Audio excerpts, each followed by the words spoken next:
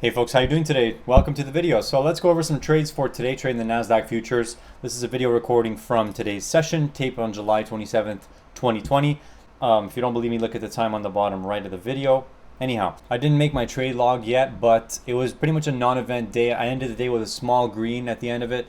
I had one nice trade. I caught a nice long off that 520 handle after we got that massive drop around, I think it was around 11 o'clock or so. There was a few scalps I took intraday here, which weren't great, in fact. So basically, I made it a point today that when I showed up in the morning, just to be patient and just to watch the tape, all right? And I was still kind of messing around with my setup just a little bit, as I'm sort of trying to configure it right now in a way that my eyes don't have to move around the screen in order for me to read the tape correctly. So anyhow, so this was the morning, basically right off the open here, 10 minutes into the open. We're trending higher in the NASDAQ, above the 500s, coming close to the 610 area, and resistance of last week would have been around these 515s to these 530. That was our low volume area. Very important area to keep an eye on. Okay, so we were rallying today, although there was some nice opportunity to sell some rallies. And here you go. So you can see we're consolidating here. Kind of looks like a bit of a bull flag. What we end up getting is a bull break. Starts to kind of consolidate. Sideways consolidation. Pop to a higher high. I got interested in a short here around 618. A bit of an impulsive choice, I got to admit. So you look at that fill right here. I got filled basically after I saw the pop coming back to the trading range. I'm looking for a bit more downside. Sellers are not really that aggressive, so you're going to see some buyers come in around these 619s. We're tagging the 620s here. So when I see this, I'm a few points offside, putting in my stop just to make sure I don't get run over. And then I'm just continuing to watch the market. So at this point, generally, after being a few points offside like this, I'm not really looking to be very risk taking at this point. So what I'm gonna do is I'm gonna put in a buy limit to get out break even, and I'll re-enter if the trade shows me bias. So you can see that we're trying to push these 25s here, these 23s, and just looking at that tape, pretty mixed overall, very mixed action, nothing very notable. And in fact, we are into a low volume area, not exactly an area of high demand, which is why we're in a trading range, logically. So what ends up happening is I get out break even. That's it. So this happened a lot of times today. And of course, we did trade lower after that. I did leave some profit on the table there. Better off being risk averse than risk taking in the case of a losing trade. Of course, I was offside. Probably I entered too impulsively there. And we have a bear break. So this type of price action, very important, because remember, when we see moves like this will think all the bulls get on board thinking, all right, here we go, second leg up. But when we start to fail at the highs, what happens is we slowly fade back down. And once we're in the trading range, anyone who got stuck buying up here is underwater. So it depends on what the institutions are trying to do here. If they're going to be sitting around waiting for traders to kind of buy up here and get stuck and then smash the thing down, then more likely we're going to see a fade. But again, it depends, because you can see certain patterns that we'll get a pop up and then we'll come back to the moving average, kind of keep in the same trading range, consolidate, shake out traders on either side of it, and then continue up in the same direction. We saw that a bit towards today's close. Let's go over some more trades here. We're rallying up from those 600. 600 is acting as good support generally. And we're coming up for a nice rally, and the rally, what happens, gets sold. We see a bear break, not too much follow through. Another rally. I sell the rally, and I stop out break even, being risk averse. So I sold the rally too early. You see, I was looking to sell the rally here, and then we saw a pop, didn't hit my stop, and then I get out break even. So it's a bit tricky, right? Sometimes you have to kind of gauge it, and again, it's better to get out break even a lot of the time than to take a loss on the thing, and that's why you have to kind of play with it. That's why it helps to have a low commission broker, so you're not freaking adding up a million trades in one shot. So you're gonna see here again, we have a nice pop into a nice sell. That time I managed to catch some of it.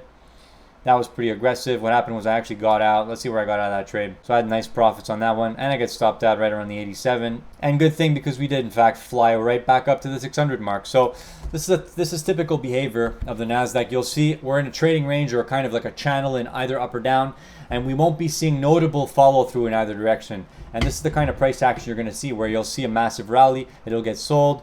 And when we get the bear break, that's where we start to kind of chop and chop and chop till we finally see no more sellers, and then the buyers come back up, and then sooner or later no more buyers. Basically, it retests prices quite often. The NASDAQ, the S&Ps, these kinds of markets, heavily algo driven. You'll get a break and then an initial retest, kind of chop, and then the real break after that. So again, when you get impulsive moves, it's important whether you trade options, futures, no matter what it is, you got to kind of be looking to scale out your position on impulsive moves in your favor. So if you're long, you get an impulsive move up, scale out some or take off the whole thing. Depends on your strategy, of course. But look, if I'm scalping and I'm get 10, 15 points in profit, majority of the time you're going to take it. So if you are short up here and we're coming down to test these lows and we're not seeing sellers aggressively hitting these bids down here, you're probably going to want to get out of that trade or trail that stop as fast as you can. That's something you're going to learn over time trading the NASDAQ, because as you can see here, you might have had caught this short, but again, it gave back half your move within a few seconds here. So that happens quite frequently. I had a lot of those types of trades where I'm getting stopped out. So here we go. This is me entering on an impulsive buy. I don't know why I did this. I thought it was like, all right, here we go. We're entering on an impulsive buy. Second leg up. So I get filled way up there and I get stopped out for my 10-point loss. Not a great trade, impulsive. And again, I put in a sell limit just in case we do tick up there again. And I don't think we do. I think I actually end up taking the loss on this one. And then I shorted that one because once I saw the pop, I said, all right, now that we did that, got those bulls on board, me included, more likely we're going to come back down and just for a couple of points here and squeeze out these bulls, squeeze out the bulls even more. Because now that they're under pressure, what do you think is going to happen when they're under pressure? We trade down there, we get another stop run, and I take profit on that micro short there. So we pop back up. So that's why if I didn't take profit on that little stop run, I would have been out break even. So you got to kind of understand some of these scalps are exactly what I just said, stop run trades. That's it. You got to move up like that, and then you come back into the consolidation range, get a little stop run to get anyone who has an obvious stop around this area, and then we continue higher. Here I got caught shorting it. Not a great trade, in fact. So we have a bull move up, testing these 610s, get a bull break, consolidate, and then we fail it. Back into the trading range. What happens? Bear break. Long traders get trapped out. This was me looking to enter on a second leg down. Way too early. Watch this. So you can see how we're consolidating here under the 600 mark. And remember, I'm not looking at the chart. I'm just showing you the chart because I know that that's what you understand more. I'm looking at how it's trading here under these 600s, and I'm looking for some sellers. There we go. So I see a bunch of sellers right there on the tape come through. They're kind of pretty aggressive. They're smashing those bids. We're coming right back up to this kind of general area, and I'm looking for a retest and then another potential second leg down. One thing I notice about these types of moves is that if we have a bear leg down and then a pullback, which means a move up afterwards, if the retrace doesn't have any type of movement where it comes back down into the trading range, then the odds are higher that we will come back down and test some part of that retest at least. But in the case of this retest here, you can clearly see that on this third candle, we did in fact come down and trade back into this range and then traded higher. So because of this behavior right here, that made the fade slightly lower in probability, in fact. So again, I'll try and explain that to you clearly. If we had a bear leg down and then a rally straight back up, at that point, the odds that you would make money fading that rally would be higher, because you can see that we traded down, then right back up, and we tried to get those impulsive bulls on board. Because remember, when we see an impulsive move up from a low like that, you're going to get bulls trying to buy the dip and say, oh my God, here we go, we hit the low, now buy the dip. But in the case of this, where we have a pullback down into the range and then back up, that's a different idea, because we in fact already traded down there, couldn't find any sellers, and then the buyers took control. So that's why this retest here was not as good. So I'm going to keep an eye out for this one in the future. And again, I'm showing it to you on the chart, but it doesn't make a difference if you read it in order flow or not. It's just the fact that we retested the price sooner than later and we got rejected twice. So there we go. As we see, the bulls push it under 600. I get short. And then what happens is we get more demand down here and the bulls just push it right back up above the 600. And this one I get stopped out on. Now, after we came back up to the 612, now is where we start to see the supply demand shift a little bit. So right there, you see how aggressively those sellers were able to take out those bids. We were above 610 for a very short amount of time. All it took was a little wave of selling and those bids just got crushed. Okay, at the same time, they pull the bids, right? So I get shorter at 608.25, and you can see there's a lack of demand at these prices. You can already see that. There's a bit of this sweeper activity going on here. And I got out way too early on that trade. Way too early. For every sell that comes in, the buyers barely even answer. Just watch it. We're at 606, 604, 605, 602. Look at this. We try for a retest, more sellers. We try for a retest, more sellers. 602, 601. You see that? So the sellers are in control there. They're clearly in control. They have momentum in their favor, okay? So you can go back and replay that if you need to, but generally that's just an example of where the sellers just take control. Once these bids started dropping under 610, the sellers kept that momentum in their favor. So that's me shorting again at 600 because I think that this momentum is likely going to continue. Putting in a buy limit because I think that that's generally where my profit target is. You can see, look at that. Once we trade back into the range, that's when the bulls get stopped out. They're panicking a bit. Putting in a buy stop. And keep an eye on the tape here. More sellers. Look at this. Trading 92s, 94s. Buyers are answering a bit. But I'm being patient with this. We're trading the 94s. Look at that. 95s. Back to 94s. 4s, 92s. There we go. And then we're starting to trade lower. At this point, the bulls are under pressure. But in fact, the bulls are answering. Look at all those buy orders coming in at 93. Let's see how they get answered. They're kind of getting absorbed. Because you saw a lot of these orders come in, hit into this 93 area, but we didn't trade higher. Hey, don't forget. Let's just replay that. I'll show you that on the tape real quick. So watch it. We're at 90. And watch these buy orders. 92, 93, 94, 93. Look at that. Flood of buys. Price didn't go higher. It's a sign that there's someone sitting there still selling. There's still selling pressure in this market. Okay, if you saw all these buys come in and we're trading higher, that's a different story. It means they're lifting the offers. But they're not lifting the offers in this point, okay? We're trading 92s. They're pulling bids. There we go. We're in the 80s now. Buyers are still under pressure at this point. I'm just watching. I'm watching the tape because I'm not convinced by these buyers at this point at all. Once I see them lift it back above 96, at that point I get out. I bring down the market order. I get filled at 95.75. Okay? What ends up happening after? I make a mistake. I end up shorting the lows here. Too impulsive. And I get stopped out. I want to understand why I shorted these lows real quick.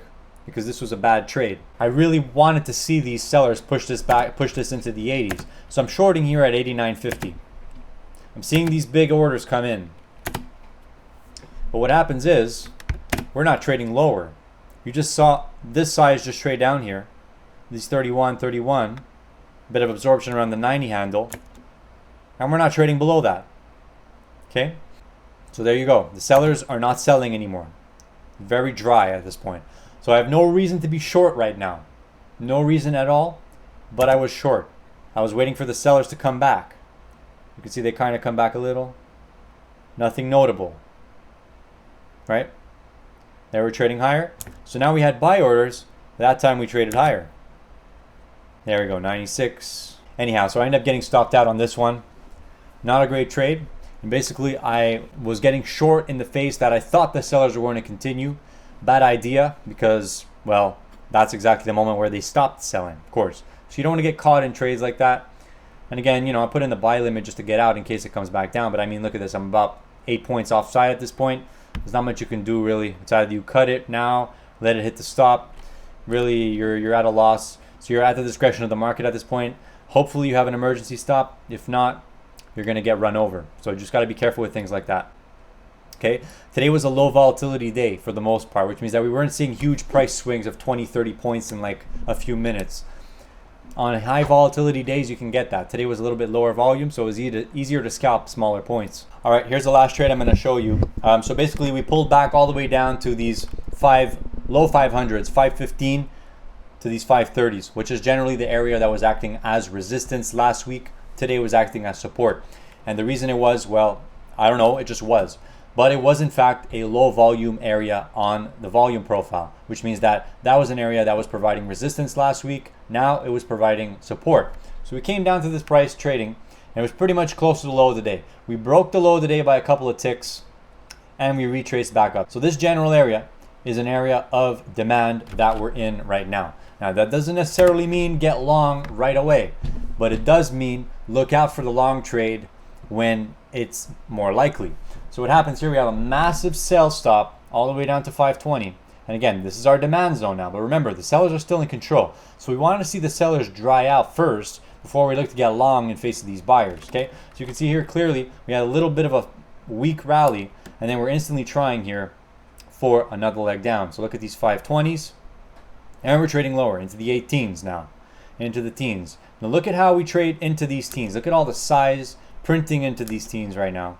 And at this moment is the moment that I'm looking to get long if we see buyers or if we see sellers start to dry up, basically. So we trade all the way down to 512 and we start seeing a few buyers hit into the market here around that price. Sellers are trying still. And just look at how they react. So the buyers start to have a little bit of momentum behind them. They start to get interested here. There we go. Those buyers start to get interested right there. All these buyers. I joined the party right there. Got filled at 519.75. And then I just proceeded to just watch the tape, basically. And the tape, well, the buyers stayed in control for a while after that. And you're going to see we just trade higher and higher and higher. And it's just a similar action. We're trading higher, a little bit of selling. We're trading higher, a little bit of selling. And we keep repeating the same pattern over and over again. And I'm looking at this and I'm saying, all right, this looks pretty good, right? I'm long at 520. Let's see how long we can keep this thing going for. Well, in hindsight, let's see where I cut it. All right, so as soon as I started to see a few sellers come in, I decided to cut the trade. There we go. Get filled at 557.75. So nice long trade there. Now in hindsight, if you look at what the NASDAQ did after, well, we just rallied all day and I would have been up 150 points. So comment in the comments below. What do you think I should have done? Held the trade and go to the gym, which is what I didn't do. I cut the trade and went to the gym. Next time, what do you think I should do? Should I hold the trade, keep the stop in, and just go for it and hope that we get a bull trend day? Or should I just have cut the trade like it did? Anyhow, of course, in hindsight, it's horrible because we went up 150 handles from there. But at the end of the day, not a huge deal, guys. There's always going to be tomorrow. So keep your eyes open, guys. The rest of the week's going to be probably pretty volatile. We got tech sector earnings coming up Wednesday, Thursday, Friday. All right, guys. See you later. Take care. Bye.